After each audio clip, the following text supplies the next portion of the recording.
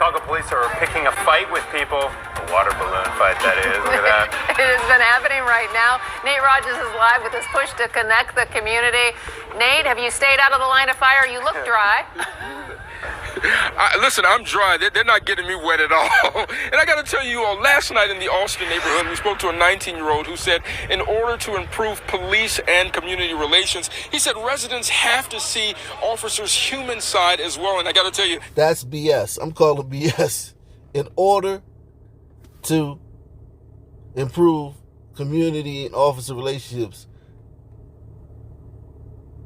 people have to understand that officers are law enforcement officers.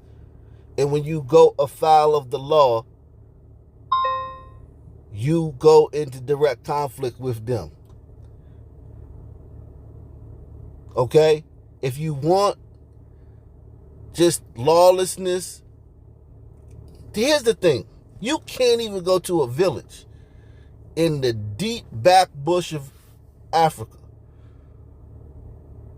someplace where they don't even contact with the big cities, the cities in Africa. Like, take a country like Kenya or Nigeria, one of those villages where the people have never even been to Lagos or Abuja or Nairobi. They're so far remote into the jungle, they haven't even been to those big cities in Africa, let alone London and New York. Go to one of those villages. They have law. The king will say, you do something that the king doesn't agree with. Or somebody takes their grievance to the chief. Chief, this man stole my goat. You will receive justice instantly. There'll be no jury. There'll be no fair trial. You've been waiting around, out on bond. You're going to find out in a few minutes what your penalty is for stealing that goat. And it most likely going to be your life. Or some kind of flogging or lashings or something like that. Or you may have to give that man 3 goats or something. Okay? There's no place these people in Chicago and every other principality in Blackistan, there's no place that they can go to and avoid law and order. No place.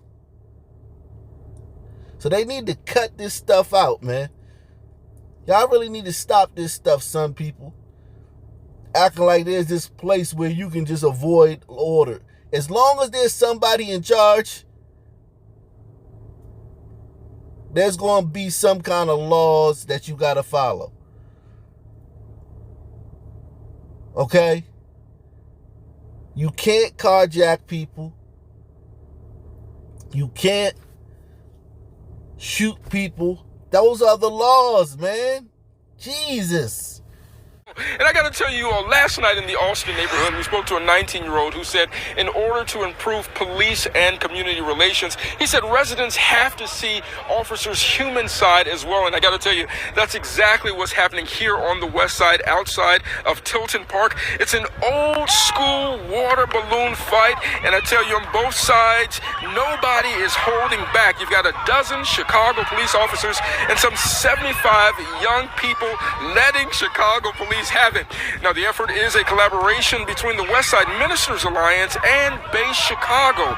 Base Chicago provides a range of opportunities for urban youth, including academics, violence prevention, and athletics.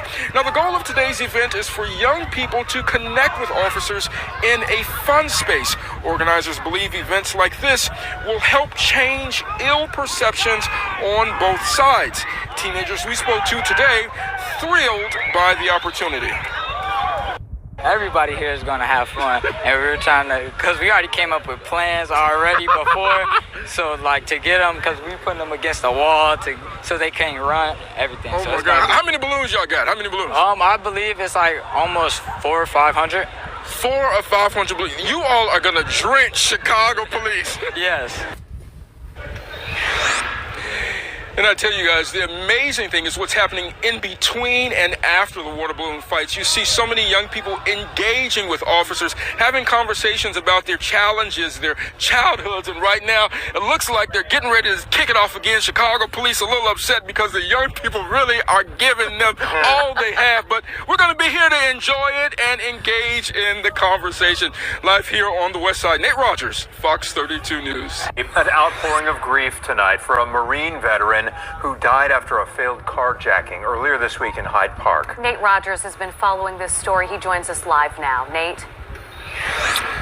That's right, guys. Kanika Carlton says her dad's life has touched everyone. In fact, she's received calls from around the country since his passing. Now, not only was Keith Cooper a Vietnam veteran, but he was also a lover of jazz music and really instrumentation all together. And that's exactly how he was remembered here tonight. We can. Let's breathe it in deep. It was a time of reflection, gratitude, and inspiration, honoring the life and service of Marine veteran Kevin Cooper. Now, you know Kevin Cooper was woke. And R.I.P. Kevin Cooper. But you know Kevin Cooper was woke. You know Kevin Cooper was pro, kneeling for the flag. I fought for the right for these people to protest. You know that. Pro. I hear a lot of people his age say they like seeing the protests because the young people fighting for their rights and all this stuff. Rights that these people already got us. Nobody's more woke than a boomer, a middle to upper class boomer. Nobody's more woke than them, except for, of course, a suburban white liberal.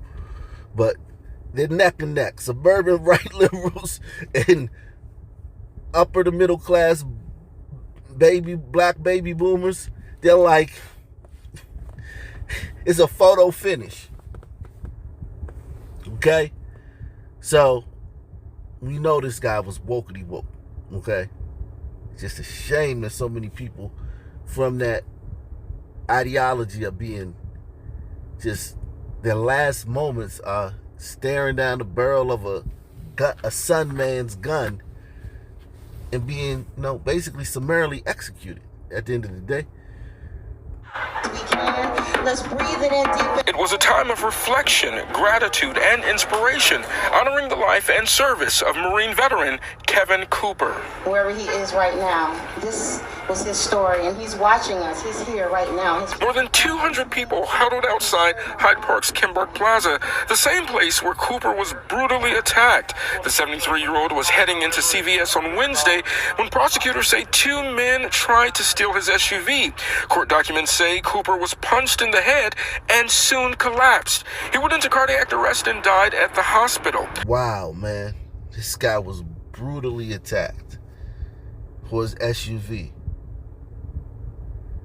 Going into a CVS. And those guys was lurking. Sometimes they follow you. It's crazy out here, man.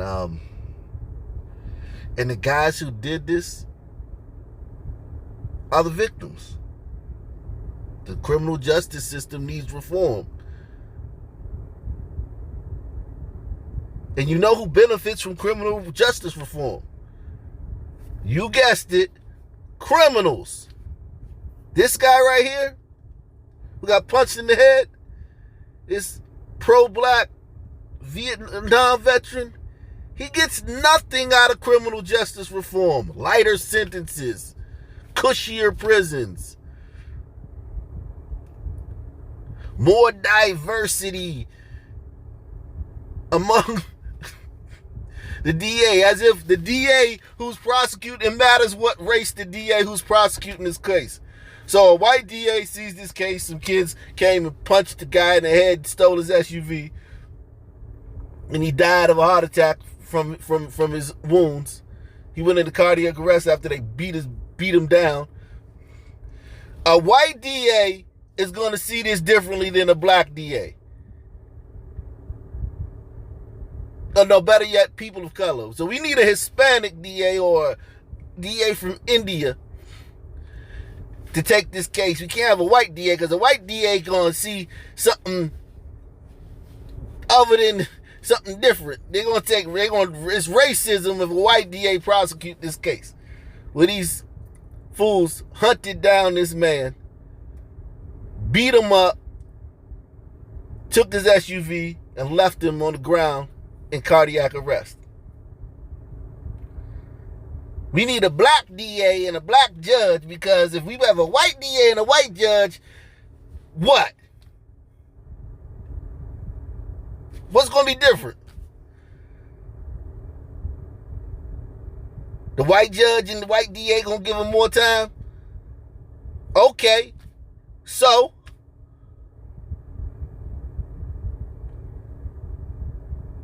anybody in the hit one in the chat if you're upset about that. That the white DA or the white judge, the guys who did this to this brother gonna get more time. And they're gonna get less time if it's a judge from India or another person of color judge from Peru or something. That's what criminal justice reform is, that they fighting for. The only people who benefit are criminals. The 73-year-old was heading into CVS on Wednesday when prosecutors say two men tried to steal his SUV. Court documents say Cooper was punched in the head and soon collapsed. He went into cardiac arrest and died at the hospital. Police caught the two suspects less than a mile away from the scene. Witnesses gave detectives many leads to track them down. Thank you. I love you. Thank you all so much for helping my dad. Those who gave him CPR, those who helped him to the ground, those who pointed out the attackers. Thank you so much. 18-year-old Frank Harris is now charged with murder and attempted aggravated battery. According to court documents, Harris was sentenced to 2 years probation just 2 months ago after being charged in another vehicular hijacking case last September. So this guy got 2 years probation for carjacking 2 months ago. He'd only served 2 months of his probation. He's a 24-month probation. 2 months into his 24 months of probation, which is a slap on the wrist. You're on the streets. You go see your probation officer once a month, maybe pee in a cup. Make sure you ain't smoking weed. And that's it. You gotta tell them, how many jobs you applied for, whatnot, blah, blah, blah. So 2 months ago, he was caught, arrested, not killed. Now, you have to understand. Because the cops kill people every single time a black man interact with the cops, his life is on the line. You can tell those people never been to jail. Get locked up one night. All you people that say that, think that it's so violent, getting arrested is such a dangerous thing, get locked up one night. Just go to the corner store and just grab a bunch of stuff, walk out the store, and we'll sit there on the curb and wait for the cops to come arrest you and go to jail. You will see hundreds of brothers just coming through. I've been there so many times. Just coming through. It's a turnstile. And every once in a blue moon, there's one of those brothers that even get shot by a cop. And this is talking about like a city like DC where we got like, I think 9, 7, 8 precincts or something like that. You got, this is happening at every precinct. In every city, just all night. Dozens and dozens of people just filing through all night. In a city where you got like 1 million people or 800,000 people, it's all night, all day.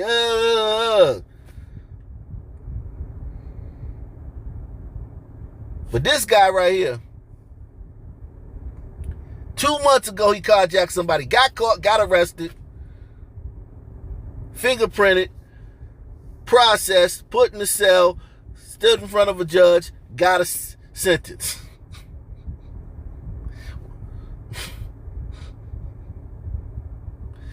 Went to court, came back, went to court, got a court date, came back for his court date, got a sentence. Sentence to 24 months probation for carjacking somebody. And we know how violent these things can be because And 24 months probation. 2 months later, he gets caught for it again. Because I want you to understand this.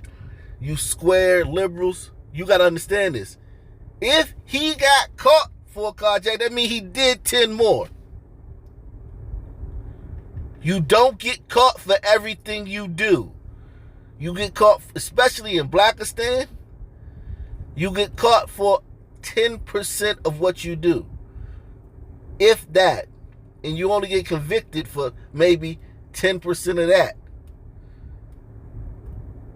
And that's with the police at full force, white liberals. So when you defund the police, it gets even worse. So this kid,